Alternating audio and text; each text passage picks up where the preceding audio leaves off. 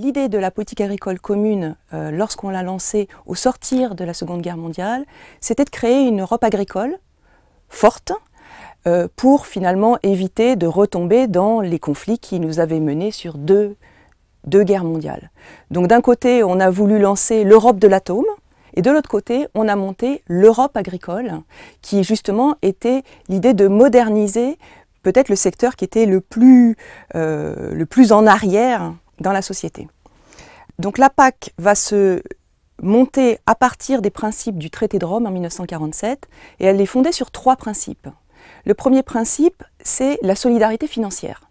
Ça veut dire quoi? Ça veut dire qu'elle va être financée par les contributions des États membres de ce qu'on appelait à l'époque la Communauté économique européenne, ça ne s'appelait pas encore l'Union européenne, et ces contributions financières étaient faites au prorata de la richesse de ces pays-là, et non pas au prorata, par exemple, de leur capacité productive agricole.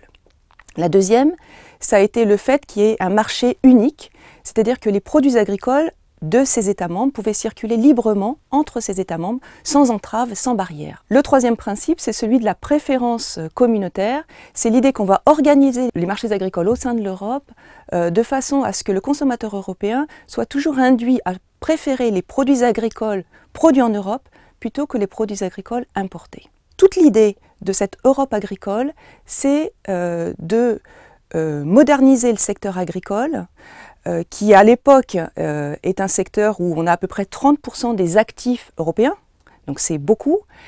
On sort de la guerre, on a beaucoup souffert de la faim, on est très dépendant des importations alimentaires, agroalimentaires pour l'alimentation européenne et on veut aussi libérer des bras pour réindustrialiser l'Europe. Mais pour libérer des bras, il faut augmenter la productivité dans le secteur agricole de façon à ce qu'on puisse nourrir l'Europe avec moins d'actifs dans le secteur agricole. Et en simplifiant, on peut avoir 3 grandes phases dans la construction de l'Europe. Une première phase, entre 1962, le moment où on met véritablement en place l'Europe agricole, et 1992.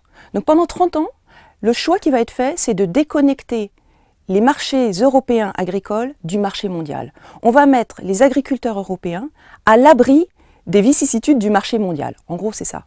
Et pour cela, on va imposer des taxes aux frontières de façon à ce que les produits importés ne puissent pas rentrer dans le marché européen en dessous d'un certain prix. Et ce prix-là va être le prix garanti aux agriculteurs européens.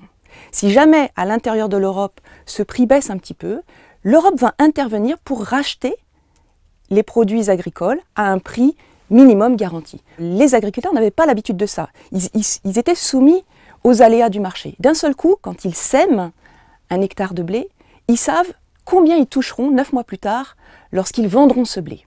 Et ça les rassure énormément, ils vont pouvoir investir, se moderniser très rapidement, se tourner vers des intrants chimiques qu'ils ne pouvaient pas se permettre d'acheter autrefois, acheter des tracteurs, et très rapidement, la productivité du travail va augmenter énormément. Ça va créer des problèmes parce qu'au bout du compte, on va passer d'une situation où on était agro-importateur à une situation où on devient agro-exportateur. Et ce qui marchait bien lorsqu'on était agro-importateur devient un problème lorsqu'on devient excédentaire. On a des stocks à gérer, il faut éliminer et écouler ces stocks sur les marchés mondiaux et ça coûte cher. Et donc il va falloir réformer cette politique agricole commune.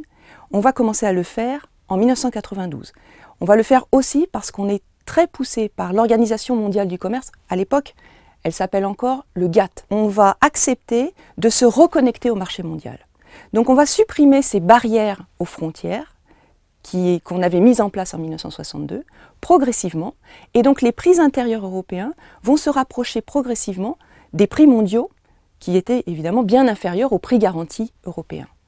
Évidemment, pour les agriculteurs, c'est une perte énorme. Donc on va leur proposer de les compenser par des aides directes. On passe donc d'un système qui était un système de soutien par les prix, qui était relativement invisible en fait pour le contribuable et peu perceptible par le consommateur, même s'il payait plus cher ses denrées alimentaires. Et on va ensuite, à partir de 92 et progressivement jusqu'à aujourd'hui, passer à un système d'aide directe à l'agriculteur, où finalement l'agriculteur peut toucher jusqu'à, en moyenne, 50% de son revenu sous forme d'aide. Aujourd'hui, on est à un nouveau croisement. ce système est remis en cause principalement par les contribuables et les citoyens qui s'interrogent et qui se disent « je paye beaucoup pour cette politique agricole, mais qu'est-ce qu'elle me donne en retour ?» On est en train de réformer ce système-là pour avoir une évolution de l'aide qui soit plus juste aussi pour les agriculteurs, parce que le système ancien était relativement inégalitaire. On pouvait avoir deux agriculteurs côte à côte qui touchaient des aides très très différentes, alors que finalement ils produisaient la même chose.